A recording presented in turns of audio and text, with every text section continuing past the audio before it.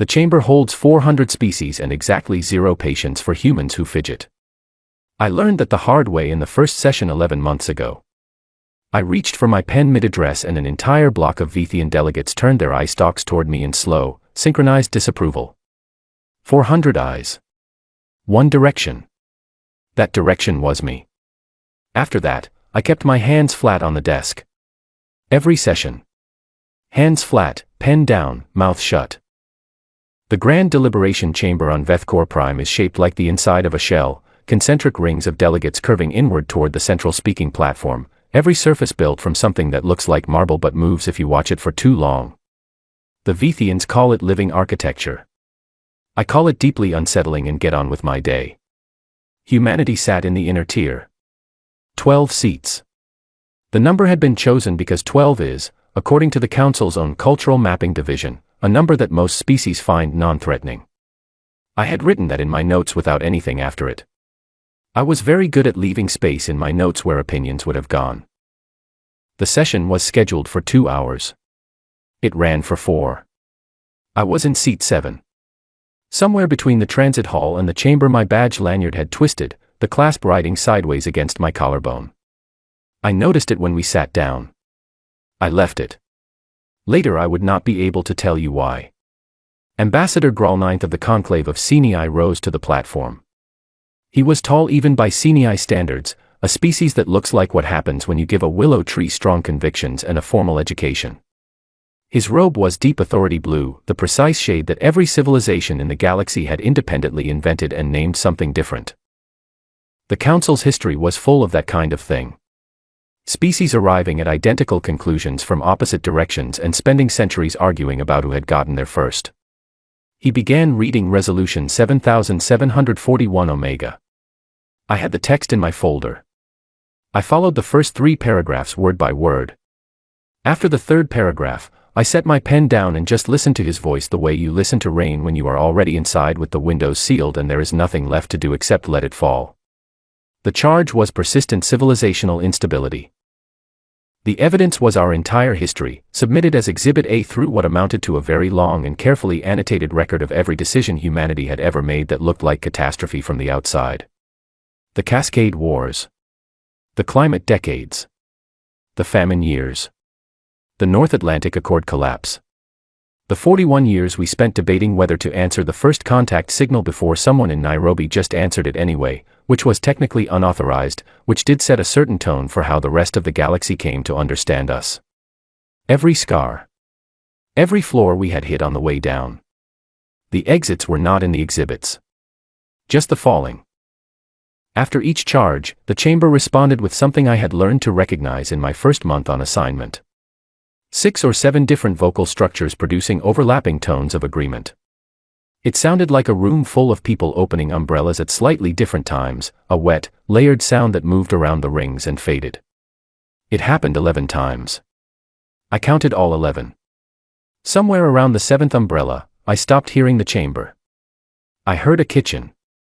My mother's kitchen. South Chicago, 2041. I was 11 years old, standing in the doorway in socks that were too big for me, watching her at the table.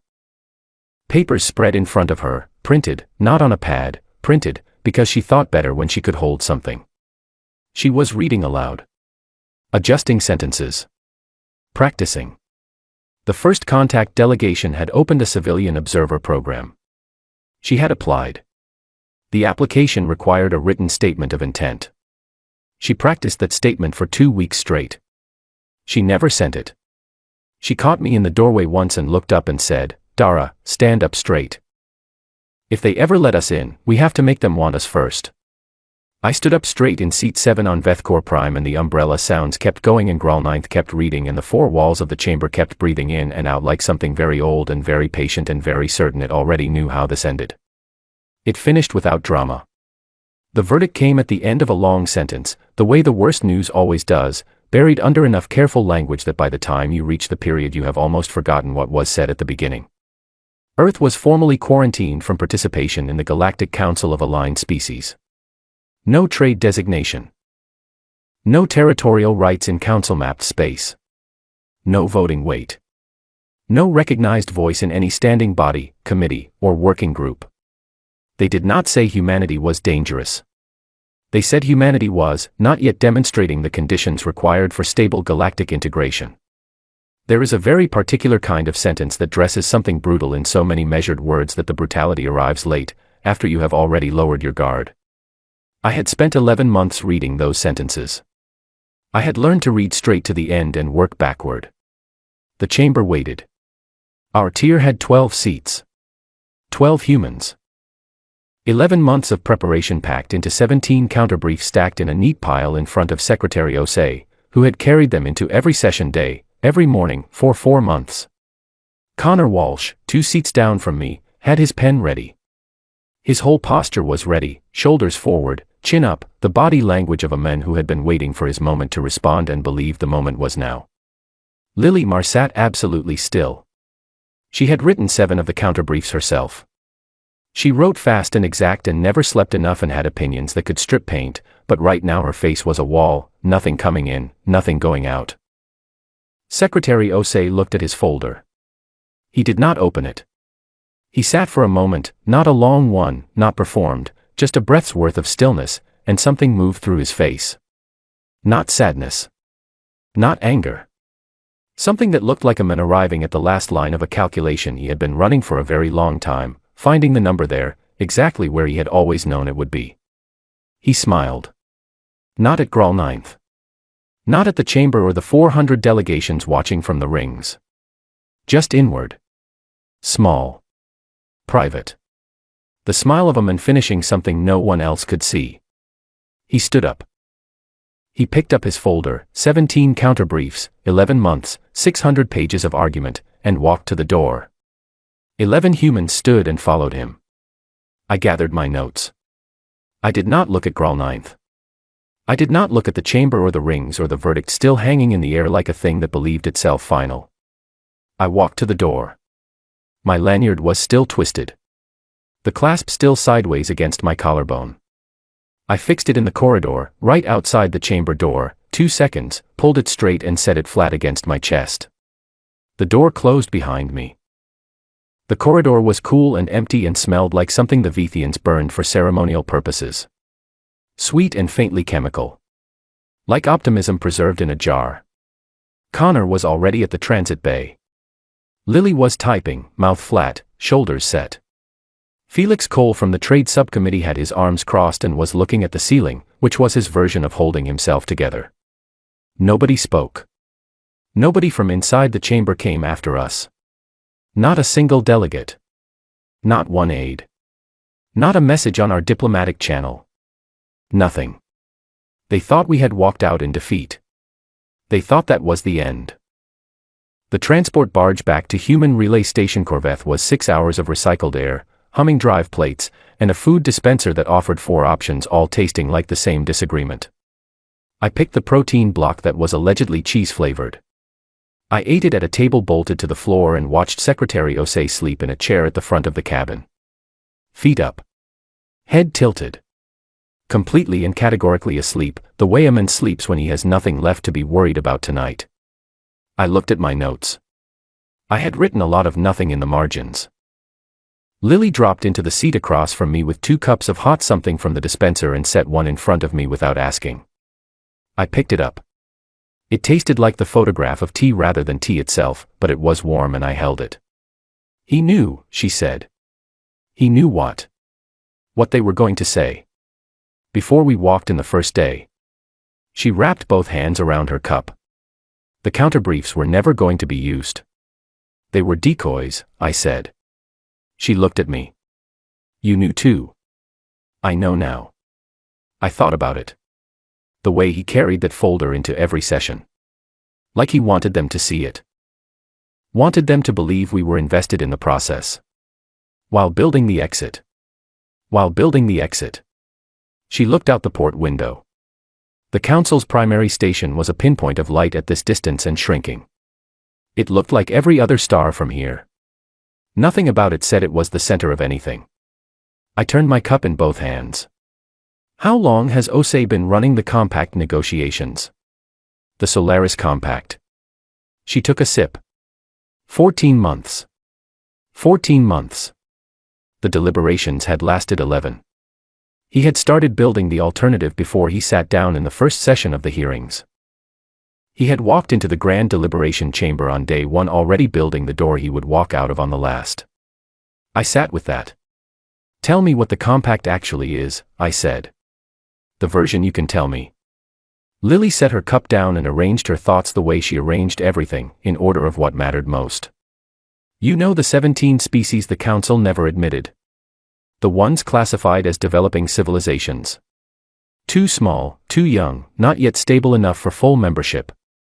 I have the classification files. The compact is a trade and mutual recognition treaty between Earth and 14 of those 17 species. Formal. Signed. Not Council registered, because Council registration requires Council membership, and we have just been removed from Council membership, which is going to create a specific kind of inconvenience for a specific number of people. Why inconvenient for them? She looked at me the way a person looks at someone who has asked the right question one beat behind when they should have asked it. Because the compact species are not just trading partners. 6 of them sit directly on jump corridors the Council uses for primary cargo routing. 3 produce raw materials that Council member species import at significant scale. 2 have been developing jump point calibration technology under a framework we licensed to them 8 months ago. I put my cup down. 8 months ago, I said. Before the deliberations started. Before the first session. So while Grolninth was reading Exhibit A through however many exhibits there were, we were already in business with people who are now our trade partners and not theirs. I looked out the port window. The Council station was gone. Just stars, clean and even, not caring at all about resolutions or carefully dressed verdicts or the 400 species who had just unanimously agreed that we were not ready for the universe we were already standing in. He smirked, I said. He what? When Grolninth finished reading. Before he stood up. He smiled. Just to himself. Lily turned her cup slowly. Because it was confirmed. He needed the prohibition. It gave us the legal standing to operate outside Council jurisdiction without violating any existing treaty. We could not have built the relay agreements inside the framework. But outside it. Outside it, she said, no rules apply except the ones we write. The barge hummed on. The food dispenser offered, unprompted, to suggest a snack. I stood and walked to the front of the cabin. Osei had not moved. His breathing was steady. One hand loosely held a small folded card, old paper, not a digital pad, handwritten on the outside. I did not read it. I sat 2 seats away and looked at the wall, which had a laminated print mounted to it. Old image, pre-contact, slightly faded at the edges. A Chicago elevated train taking a corner, the city behind it, ordinary morning light. The kind of image that ends up on transport vehicles because someone decided it was calming. The L made a particular kind of sense I was grateful for right at that moment.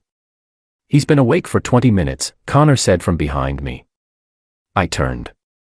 Connor Walsh, leaning against the bulkhead, watching Osei. Enjoying the quiet, Connor said. I looked back at Osei. His eyes were still closed. Then the corner of his mouth moved. Barely. You have questions, he said to the ceiling, without opening his eyes. About 14 months, I said. In order. Did you know they would vote for the prohibition? I knew the first time I read the resolution draft. Which was 14 months ago, because we had someone inside the drafting committee. He opened both eyes and sat up, straightening slowly. Kate Palmer. She is very good.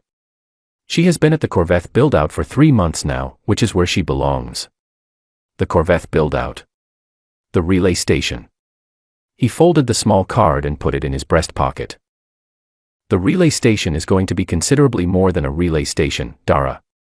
Within 2 years, I would like it to be the largest independent cargo hub in this sector. Within 4, I want it handling more volume than Elindris Tier 2. Elindris Tier 2 was the Council's primary commercial distribution node. I had been there once for a trade conference. It was the size of a small moon and had its own weather system inside the loading bays.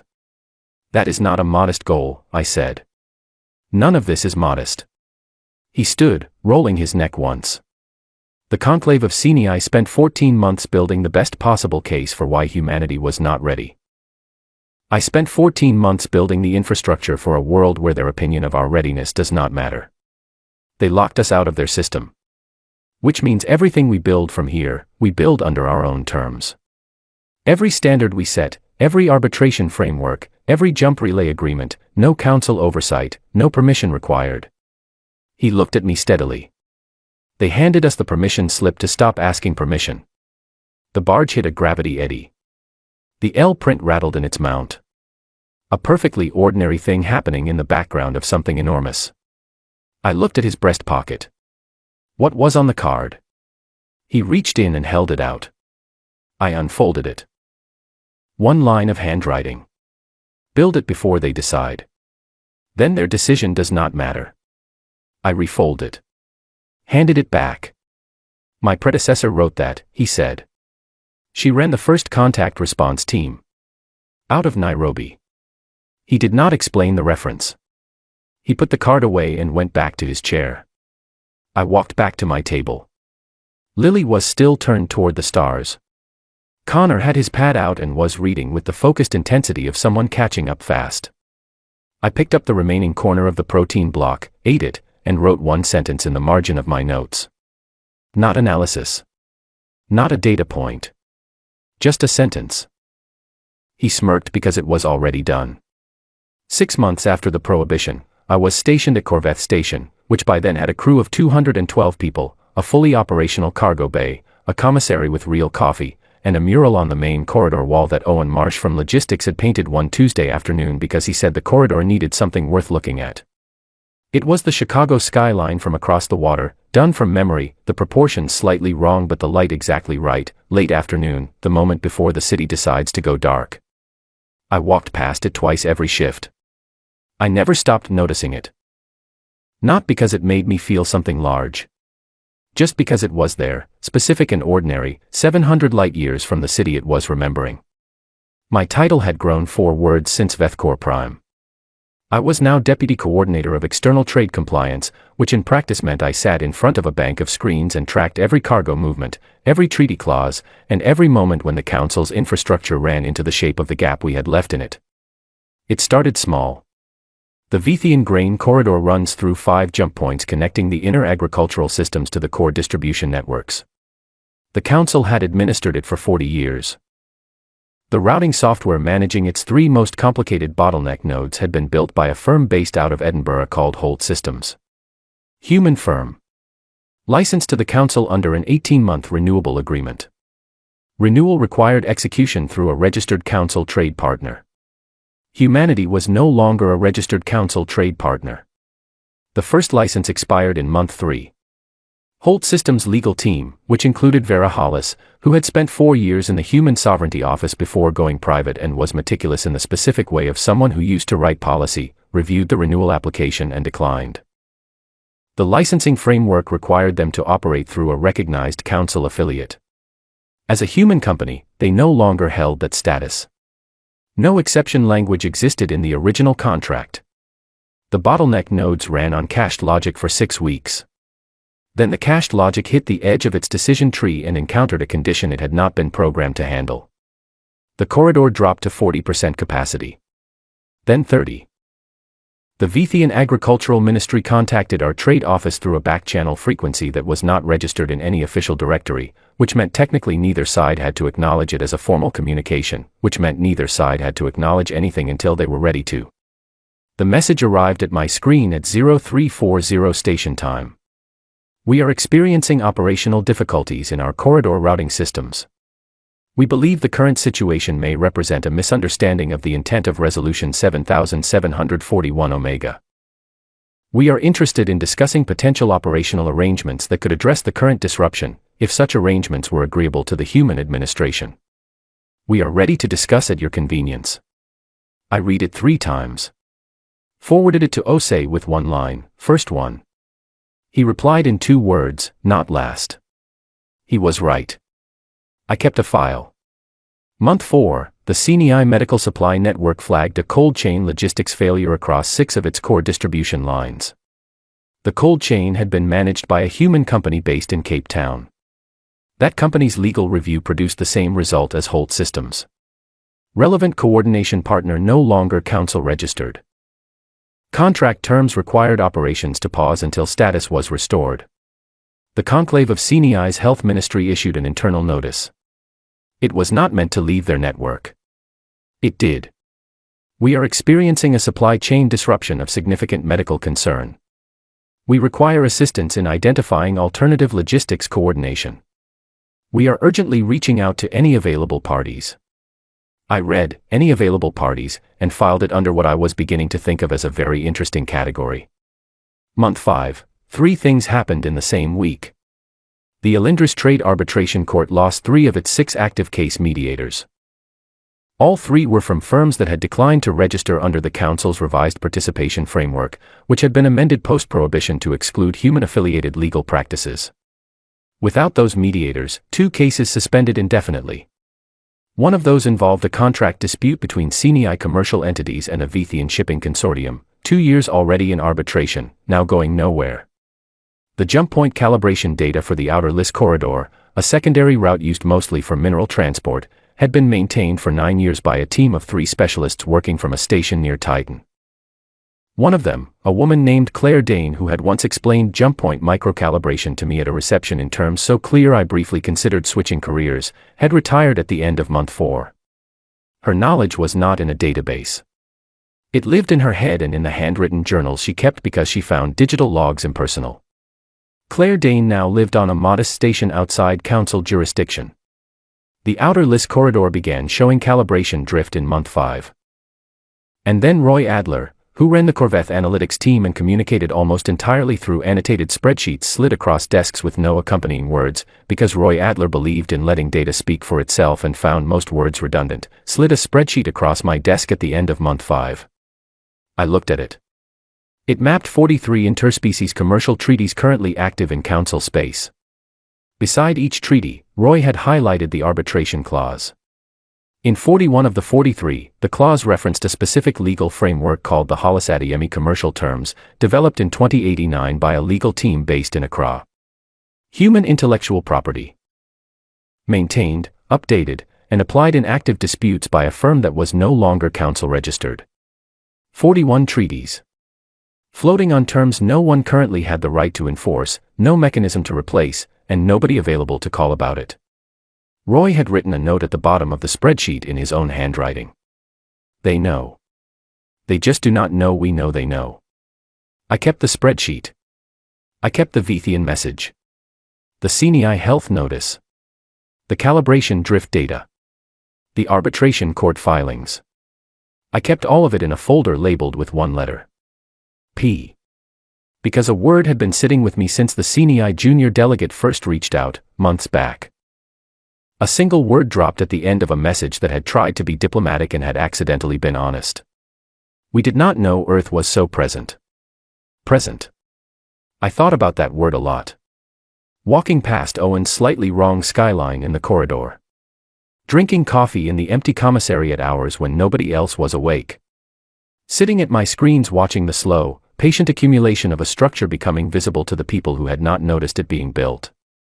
They had spent 14 months constructing the case for why we should leave. They had not spent 14 minutes thinking about what would happen when we did. At the end of month 6, a message arrived on the formal diplomatic channel. Not a back channel. Not a frequency that did not technically exist. The actual diplomatic channel, which meant someone in the council had explicitly authorized the communication and put their designation on it. CNI delegation. Not Graal 9th. A junior delegate whose name my translation software rendered as Velkos Interim, which told me this was someone young and not yet senior enough for the primary directory. We believe the current situation represents a misunderstanding of Resolution 7741, Omega's intended scope. We are prepared to discuss a framework for operational continuity on several matters of mutual concern. We hope that Earth's human administration will consider this communication in the spirit of ongoing goodwill between our peoples. Ongoing goodwill. I read that phrase twice. Ongoing. As in continuous. As in we have always had it. As in the 14 months of deliberations and the exhibits and the wet umbrella sounds of agreement and the formal quarantine were all, retroactively, acts of goodwill. I wrote my reply. 2 sentences. Clear and plain. Thank you for your message. We will consider it and respond through appropriate channels in due course. I sent it. Got up. Walked to the commissary.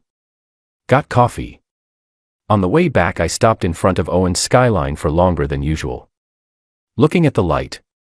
The way late afternoon gold falls on buildings that are not doing anything remarkable, just standing there being exactly what they are, present in the way that things built to last are always present, not loudly, not with announcement, just there when you look. They sent people. Not messages. Not back-channel frequencies. Not junior delegates.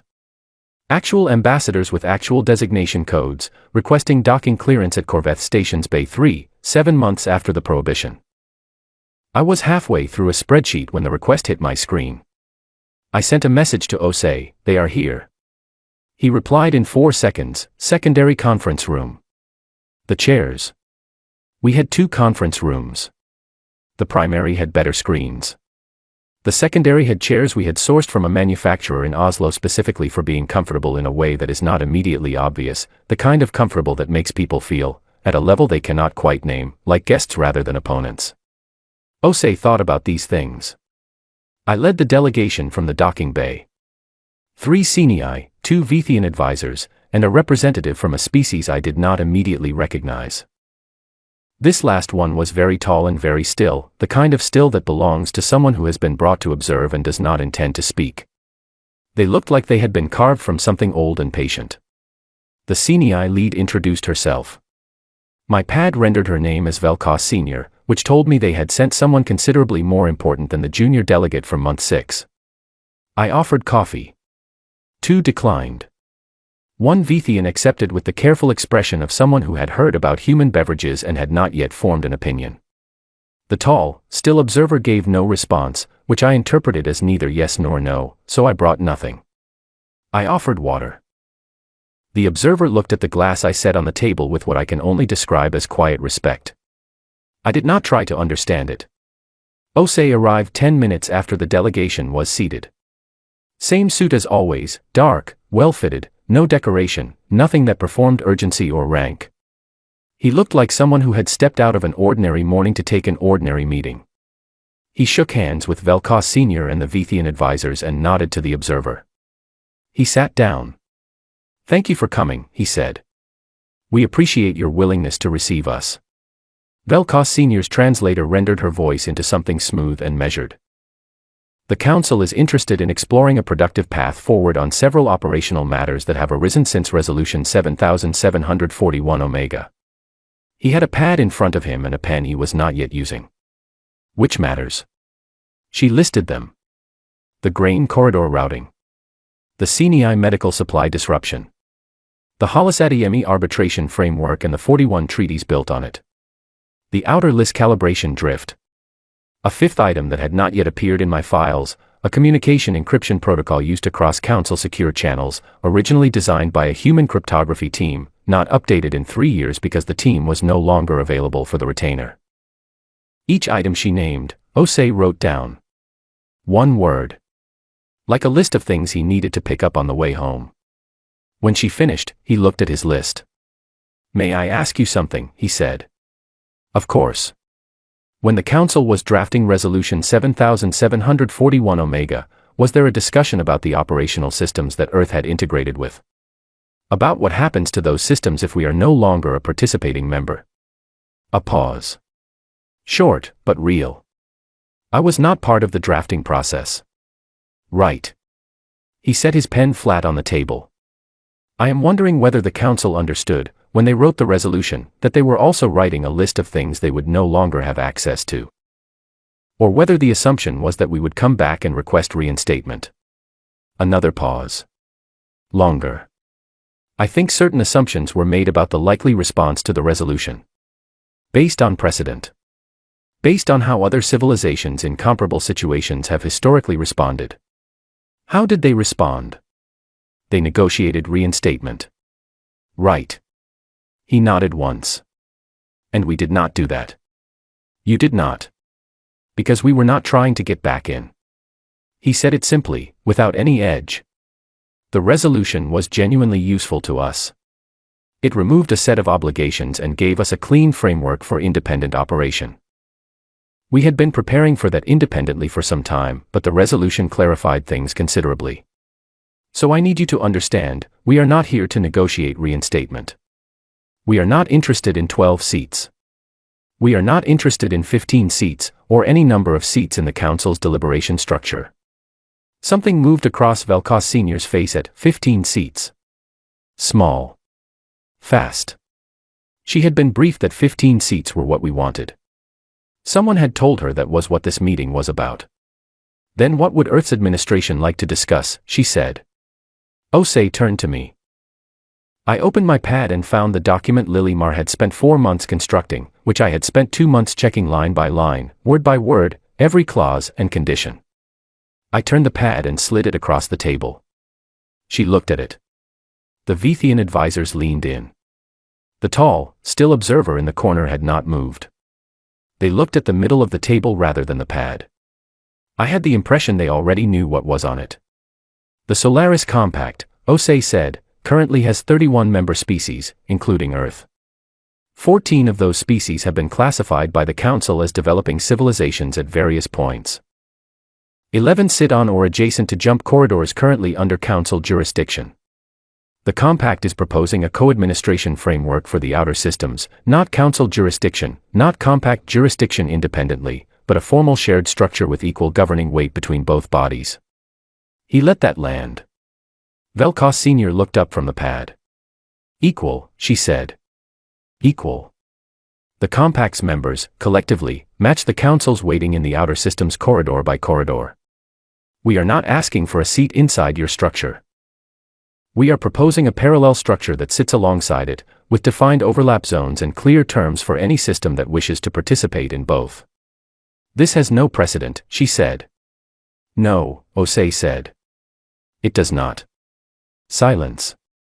Not the wet umbrella sound of the Grand Deliberation Chamber. Not 400 species in layered agreement.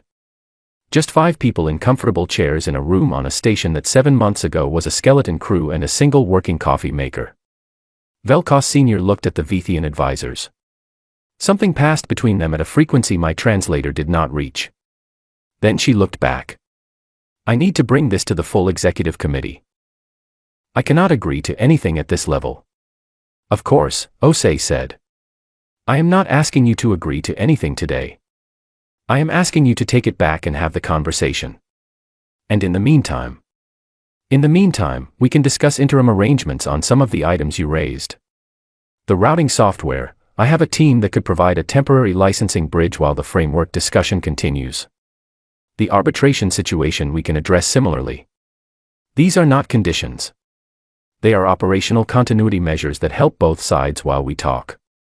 She was quiet for a moment. Then, I can recommend the executive committee consider the framework. I understand completely, Osei said. She looked at the pad once more. May I ask you something? Please. When you walked out of the Grand Deliberation Chamber, after the resolution was read, what were you thinking? He looked at her with the same steady, unhurried expression he wore in every room.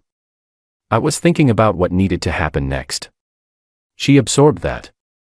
Then her gaze moved to me. Your aide, she said. She fixed her badge in the corridor. After the door closed. She did, Osei said, without looking at me. Why did she wait until she was outside? A beat passed. I met Velkos Sr.'s eyes. I do not know exactly, I said. It seemed like the right place to do it. She held my gaze for a moment. Then she picked up the pad and handed it back to me. I will bring this to the executive committee, she said. They finished their drinks or their water or their nothing. They stood. Osei walked them to the docking bay at the same unhurried pace he went everywhere. I stayed in the secondary conference room and looked at the table. Connor appeared in the doorway a few minutes later. How did it go? I thought about Velkos Sr.'s face when Osei said 15 seats. Well. Well, like fine, or the other kind of well. The other kind. He went to get coffee. I sat for one more minute. Then I straightened my lanyard, stood up, and walked back to my desk. A new message was waiting on my screen. Velkos interim. The junior delegate from month 6. I am glad this conversation is happening. I think it is correct. The whole message. That was all of it. I read it twice. Filed it under P. 2 years after we walked out of the Grand Deliberation Chamber, Corvette Station had a school. I do not know exactly when that happened. I am not being rhetorical. I genuinely cannot locate the specific point at which it became true. One period it was a station. Then it had a proper commissary, then a medical bay equipped for actual emergencies, then a park space. Owen Marsh had been involved in that too, along with a botanist named Ida Banks who had firm views about what grew well under artificial light and had converted a storage section on level 4 into something that smelled like a rainy morning and had 4 benches and a water feature that made a sound like patience. Then somewhere in the middle of all that, it had a school. 26 students between 4 and 12 years old. Their parents were engineers and logistics coordinators and legal specialists. One of them was Nina Voss, who had been brought in to develop the Compact's documentation framework and had arrived with a daughter and a focused, practical energy that made progress happen around her the way weather makes leaves move, not by force, exactly, but by being exactly what the situation required. Nina's daughter, who was 7 years old and had opinions about everything, had decided that Owen's mural of the Chicago skyline was pretty sad-looking and had, with Owen's blessing and a set of paint markers, added a row of large, brightly colored birds flying across the top of it. The birds were not anatomically accurate. They were enthusiastic and slightly oversized, and each one was a different color. Owen said they improved the mural considerably. Ida Banks agreed. I walked past it every shift. I looked at the birds every time. My title was now long enough that it no longer fit standard display pads without the font shrinking below comfortable reading size, so I had stopped using the full title. People called me coordinator. The Compact had 31 member species, and Corvette processed enough cargo per cycle that the Council's Alindris Tier 2 hub had, according to the latest analysis Roy Adler had slid across my desk, revised its own classification in its internal operational documents from primary hub to primary hub, sector exclusive. The word exclusive was doing a great deal of heavy lifting in that phrase. It is the word you add to something when something else has gotten larger than you want to acknowledge openly. Patrick Vane, who ran the Compact's external relations team and communicated through a combination of very long written memos and very brief conversations in corridors, had told me last month that the Council's Executive Committee had now formally discussed the co-administration framework 8 times. He said the discussions were becoming increasingly productive, which was Patrick's way of saying that the alternative, a Compact that simply continued growing without them, was becoming harder to sit comfortably beside.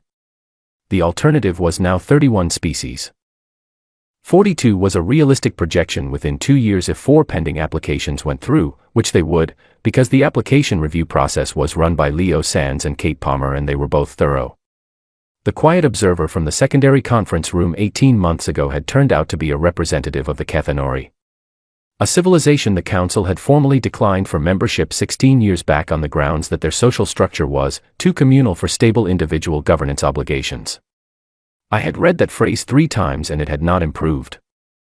The Cathanori had 40 billion people and had been building their own jump infrastructure for 8 years, because they had understood early that the alternative to building your own entrance was waiting for someone else to decide you deserved theirs. They joined the Compact in month 19. They brought with them a jump network that closed a corridor coverage gap we had been routing around since the beginning. Osei had said thank you to their lead delegation and meant every word of it. I was in the middle of a routine review on grain corridor performance projections when the message from Earth arrived. My mother sent messages every few weeks. Always short, always precise, always fond in the way of people who believe that being fond does not require excessive words. The previous message had been about a neighbor's kitchen renovation. The one before that, a book she recommended. I had not found it yet. This one was 3 sentences. I saw the Solaris Compact co-administration signing on the feed. They broadcast the ceremony from Corvette. You were in the back, to the left, near the corner. I could not see your face clearly, but I recognized the lanyard. I read it at my desk. 0720 station time. Half a cup of coffee going cold beside my pad. I put the pad face down on the desk. I looked at the wall across from me, which was bare, I had never put anything on that particular wall, no image or note or reminder, just the surface itself, because sometimes that was what a moment required. I sat like that for a while. Not a long while. Long enough. Then I picked up the pad and wrote back. 4 sentences. A little longer than her usual style, because I wanted to say something real and I wanted to say it clearly. I was trying to stay out of the frame. The ceremony ran long and my feet were hurting. The lanyard twisted again during the opening remarks. I keep straightening it. I sent it. Put the pad down. Finished the cold coffee. Picked up my work. The prohibition was still on the books. It had never been formally repealed. The council had not voted to lift it. It sat in their documentation the way very old laws sit in national records, technically valid, structurally ignored, not quite urgent enough to address, with nobody certain what removing it would require and nobody motivated enough to find out. Because the thing it had been written to prevent had already happened in a direction nobody had anticipated. We had not gone back. We had not appealed or argued or organized a restoration campaign or done any of the things the council's historical models predicted, based on every other civilization that had been excluded and had then spent the next years trying to get back inside.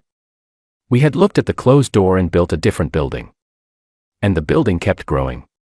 Leo Sands knocked on my office door at mid-morning with the outer list calibration numbers under his arm, which he spread across my desk with the particular confidence of someone who has solved something that has been bothering him for months. Claire Dane's journals had become the technical archive for the calibration work. She had agreed to share them on one condition, that nobody called them her legacy. Everyone had agreed to this condition and then called them her legacy anyway because Claire Dane was 73 years old and found it funny. The Kethanori calibration team had been working from the journals for 4 months and had contributed refinements that went beyond what Claire had originally mapped. The drift was correcting cleanly. Stable by month 26.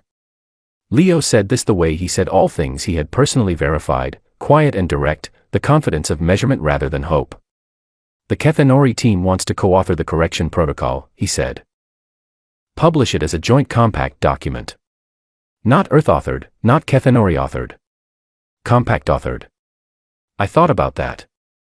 That is the first time anyone has proposed something as compact-authored. Nina Voss said it builds precedent. She seemed to think that was significant. She would know better than either of us. I signed the authorization for the joint protocol that afternoon. 1 line on a standard form, the administrative equivalent of a passing thought.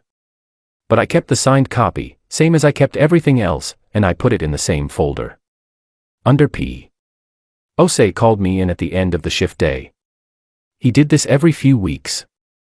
The conversations had a shape, current work, pending decisions, anything unusual in the pipeline. Then, at the end, a single real question. We covered the compact applications. The Vithian routing review. The grain corridor report, which he had read and marked with 2 questions I had already answered in the appendix.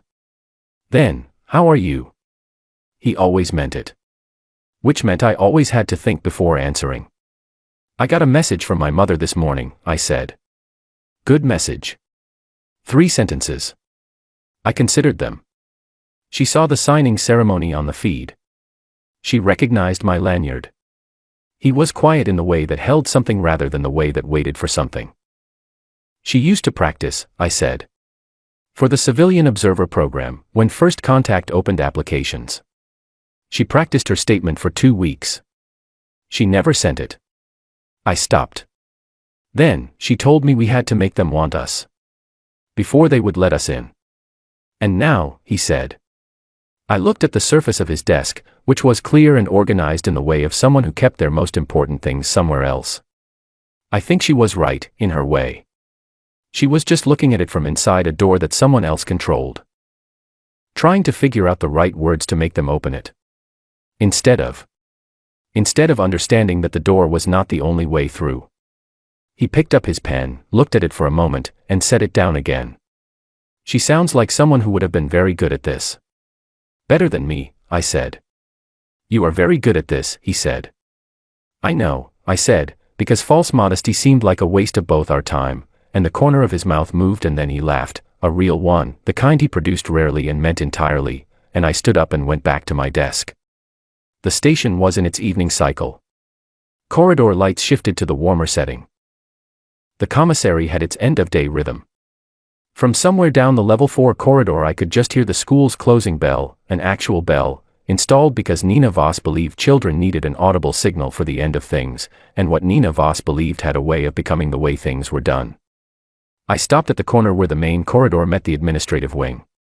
Owen's skyline. The proportions still slightly off. The light still exactly right. And across the top, the birds, large and bright and going somewhere definite, painted by a 7-year-old who had looked at a picture of something far away and decided it needed more life in it. I looked at the birds for a while. The prohibition remained on the books. Nobody had repealed it.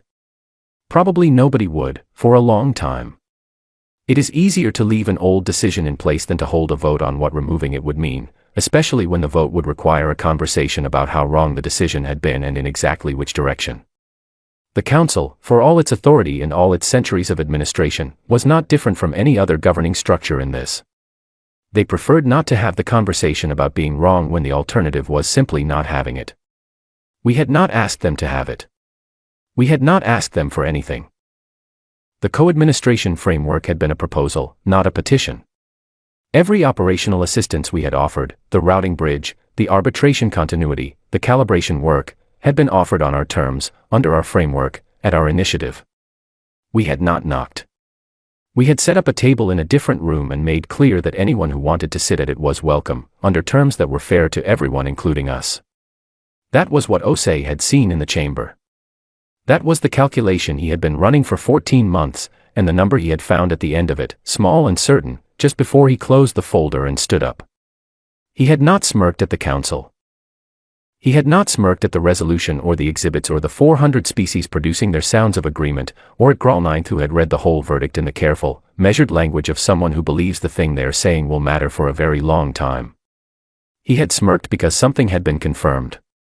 The last line of the calculation. The number at the end. They had spent all that time deciding whether to let us in. They had never once considered that we might not be waiting for the answer. That was the thing the exhibits had missed. Every one of them. All the evidence of instability, all the records of collapse and conflict and catastrophic miscalculation, read as proof that we were not ready, and never read, not once, as proof of the other thing that was right there in the same record. We had never stopped. Not in any of the chapters. Not after any of the floors we had hit. We failed and we regrouped and we built something different, not because we were disciplined or organized or naturally inclined toward patience, but because stopping had never really occurred to us as an option. We were not built for waiting. We were not built for sitting at a closed door practicing the right words until someone decided to open it. We were built for finding the other wall and walking through it. My mother had known that. She had just been looking at it from the wrong side. Practicing her statement in a kitchen in 2041, standing up straight so they would want us, trying to write the sentence that would make the door open, and all the while, without knowing it, raising the person who would be standing 700 light years away when the door finally became irrelevant. That was not defeat at the kitchen table. That was not failure. That was the first draft of the same thing. I straightened my lanyard. I pulled it flat and set the clasp against my chest and held it there for a second. Then I walked back to my desk and finished the grain corridor report. From level 4, the school bell had gone quiet. The birds on the skyline were still flying, large and bright and going somewhere, painted by someone who had looked at a thing built from memory and decided it needed more color, more life, more forward motion, and had simply added it, because why would you not, because that is what you do when something is almost right but not quite. You do not wait for permission to make it better. You pick up the paint marker and you add the birds. 700 light years from home, on a station that had become a city that had become a school and a park and a mural and a compact and a table that 31 species were pulling their chairs toward, not because we had asked for recognition, not because we had fought for a seat, but because we had built something worth sitting at and left the chairs out for anyone who wanted one. That was the smirk. That was all it had ever been. A man finishing a calculation. Finding the number he knew would be there. And walking through the door he had built while everyone else was still arguing about whether to open theirs.